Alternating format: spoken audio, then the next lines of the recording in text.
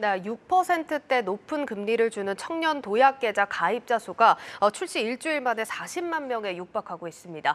하지만 이 같은 흥행에도 정작 금융 당국과 은행권은 웃지 못하는 상황이라고 하는데 어떤 이유인지 자세하게 짚어보겠습니다. 경제부 신용훈 기자 나와 있습니다.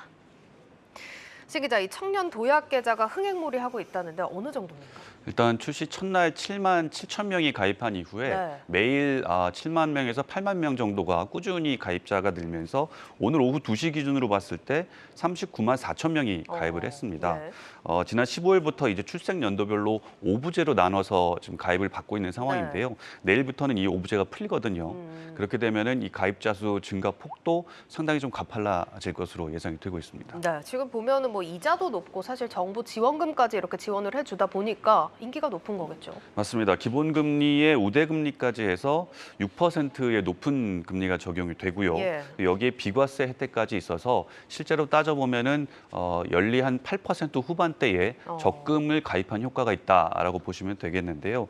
또 개인 소득에 따라서 국가 예산으로 매달 2만 1,000원에서 최대 2만 4천 원까지 지원을 해줍니다.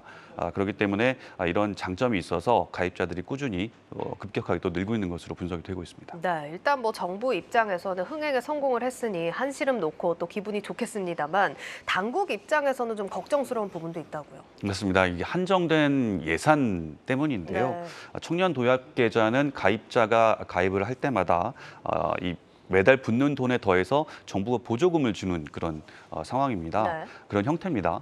기여금이라고 하는데 가입자가 늘면은 이 기여금 자체도 그만큼 국가가 많이 보조를 해줘야 되겠죠. 예.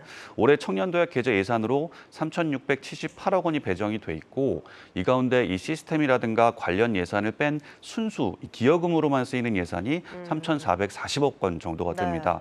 이게 이제 300만 명 정도한테 혜택을 줄 수 있는 분량인데 만약 올해 가입자가 몰려서 이 300만 명이 넘게 되면 예산이 구멍이 나게 되고요. 또 당국 입장에서는 이 부분을 가장 고민하고 있다라고 할 수가 있겠습니다. 실제로 지난해 2월에 출시됐던 청년 희망 적금도 같은 상황이 벌어졌었는데요.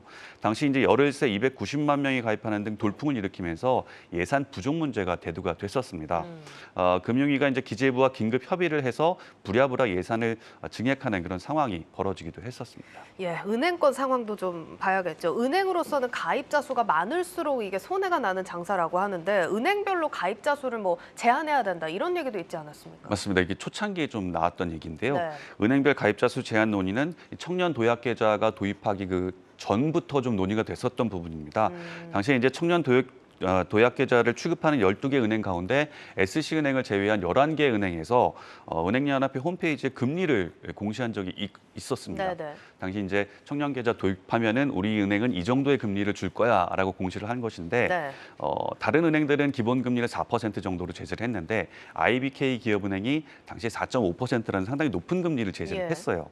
그러다 보니까 이러다가 IBK 기업은행에만 가입자 수가 몰리는 거 아니야. 그렇게 되면 우리 기업은행은 정말 힘들어지는 거 아니냐 예. 이런 얘기가 나왔었습니다. 그래서 그 당시에 그러면은 은행별로 좀 은행 사이즈별로 가입자 총량제를 둬서 좀 규모가 큰 은행 같은 경우에는 가입자 수를 좀 많이 받고 그렇지 않은 은행 같은 경우에는 좀 가입자 수를 좀 줄여서 받자라는 얘기가 나왔었는데 이후에 금리 조정이 한번 이루어집니다. 예.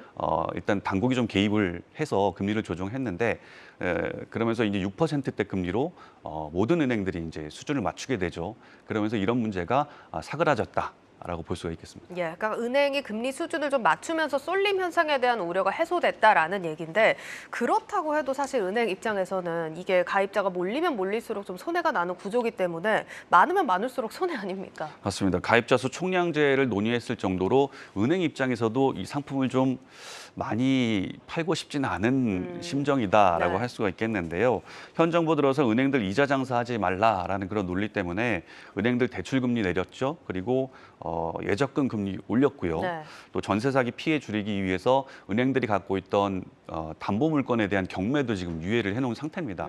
때문에 앞으로 은행권의 그런 수익성은 좀 개선이 좀 힘들지 않을까 예상이 되고 있는 상황입니다. 네, 잘 들었습니다. 경제부 신용훈 기자였습니다.